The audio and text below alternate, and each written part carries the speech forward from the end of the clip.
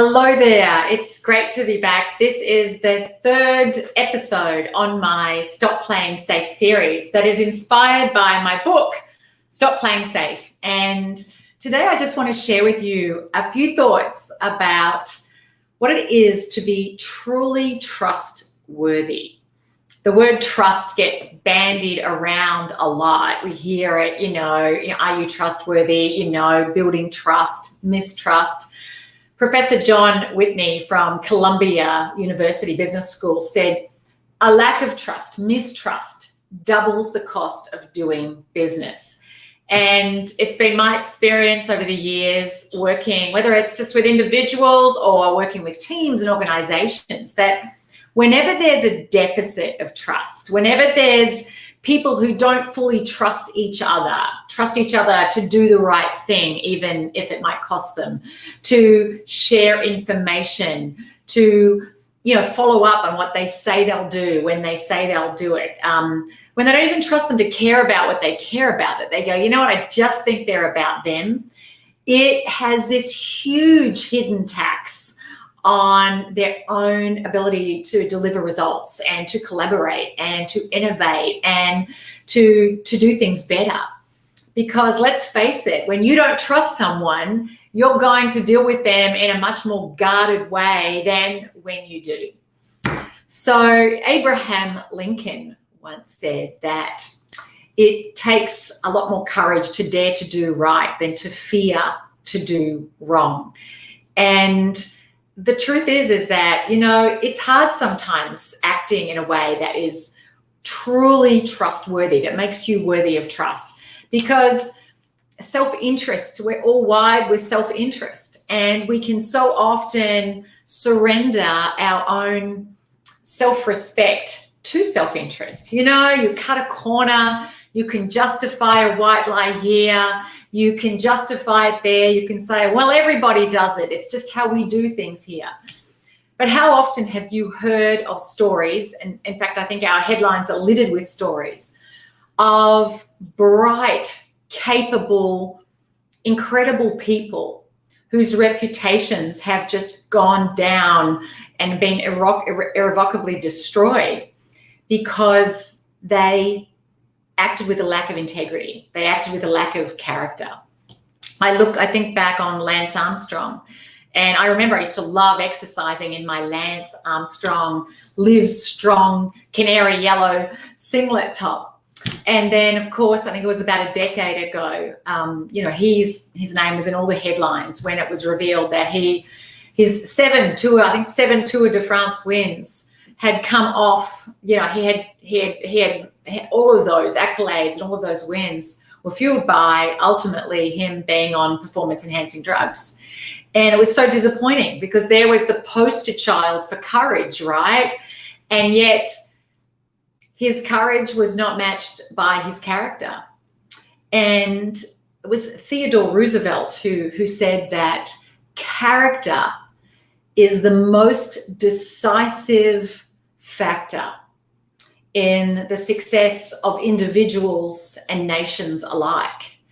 And character, what is character? I'm curious to know what character means for you, but when I think of character, at the heart of character, I think of people who really are willing to do what is right and what is noble and what is true, even when it actually will cost them in some way, even when it does run the risk of them losing their status or losing their success, or perhaps, expending political capital that they won't get back. Numerous times I have worked and interacted with organizations where there were people who really weren't willing to do what was right.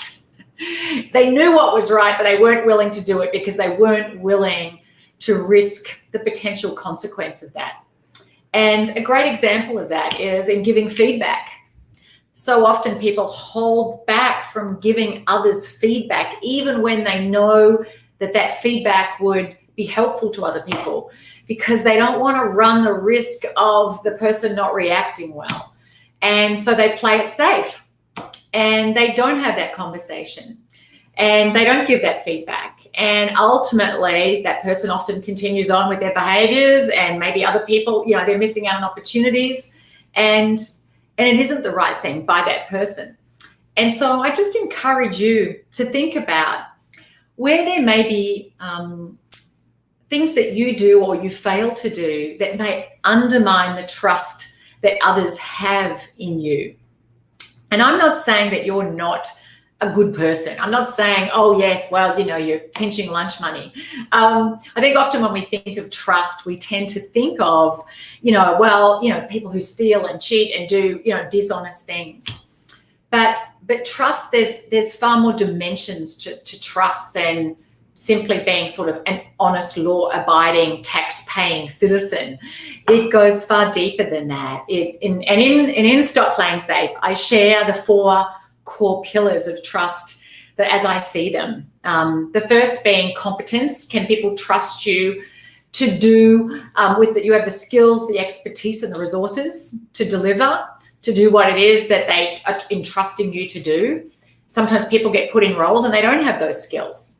And so if you find yourself without the knowledge or expertise or resources, it's on you to make sure that you get that you fill those gaps. Secondly, and likewise, if you put someone into a role and they don't have it, that can damage their reputation. So make sure that they have what it takes to succeed in terms of their competency. Secondly, reliability. I remember years ago, I was interviewing Debbie Kasaya. She was a senior partner at Ernst & Young. And I included Debbie's insights in Stop Playing Safe. And she said, the number one thing that she says gets in the way of bright, capable people being more successful is a failure to follow through on simple things that they have entirely got the competence for, but they just don't follow through. They say they will, which is the second pillar, which is reliability. Can I count on you to do what you say you'll do? And those people, when you kind of go, I don't know if they're going to show up on time. I don't know if they haven't overcommitted and they won't deliver. So if you sometimes overcommit yourself and you don't do what others are expecting you to do, that actually undermines and hurts your own reputation.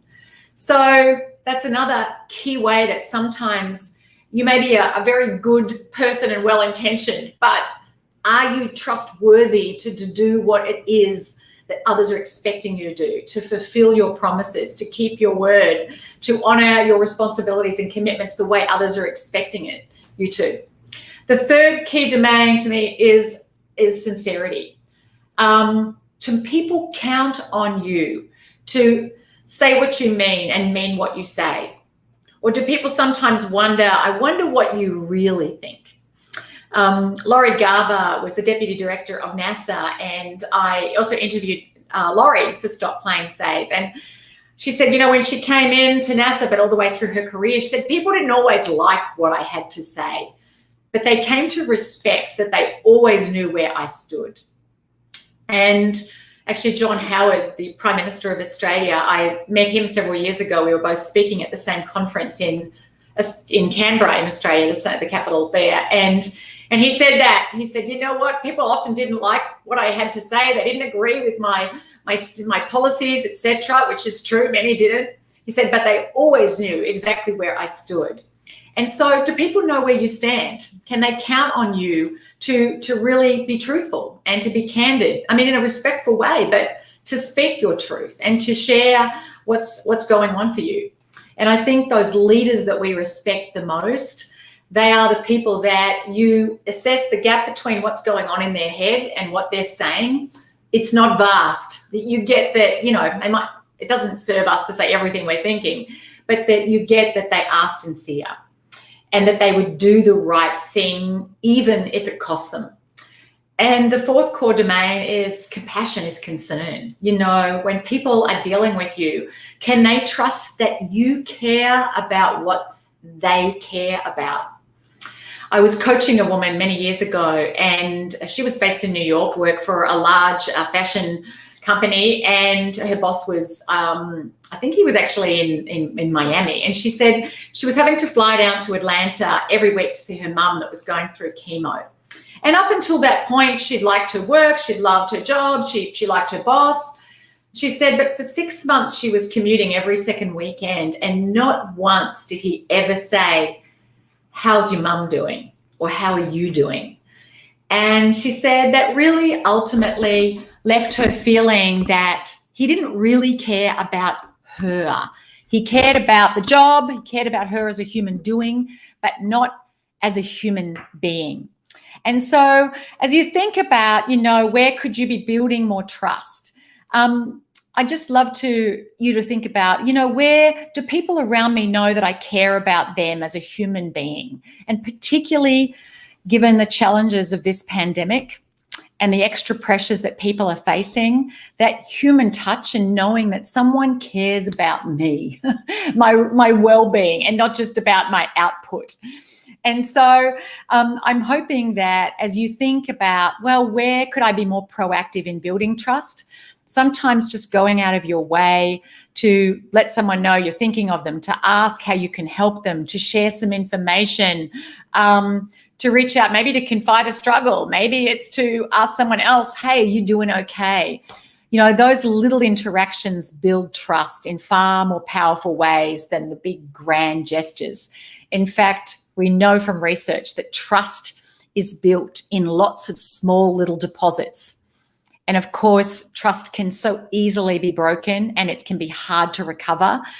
But it's those small little things that you do every day that help you become someone that others can count upon to do the right thing, to take care of people, even when it's inconvenient, even when it actually ultimately may cost you in some way. Nothing builds trust more than that. And so as you go through life, and we talk about climbing the corporate ladder, if you ever have a choice between a ladder and a compass, if your compass is pointed on your true north, if it's really anchored in your core values and you're living in alignment with that, then no matter what path you take, you can never go wrong. You can never get lost. So really check your own intentions there. If what you're doing is aligned with your values, because you will only go as high as your roots go deep. So I encourage you to be trustworthy and align bold action with right action. And I will encourage you, please check out Stop Playing Safe. It's on Amazon. This is the newly minted second fully revised edition. And I share in there a trust audit for you to go through the different areas of your life and in those 4 core domains and look at where maybe there's some cracks in the foundation. Where maybe do you cut corners and do those little surrenders of self-respect to self-interest? Because often they're adding up and they can be undermining the quality of your relationships and your ability to achieve what it is you truly, truly want. Thank you very much, and I will see you again soon.